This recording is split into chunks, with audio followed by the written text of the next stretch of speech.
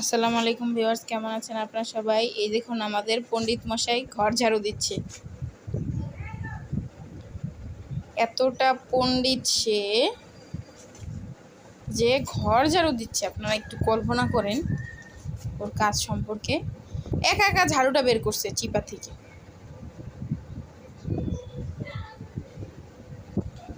কোথায় যাও তুমি? হ্যাঁ আম্মা, তুমি ঘর ঝাড়ু দিতে পারো? সাফা, দেখুন তার অবস্থাটা।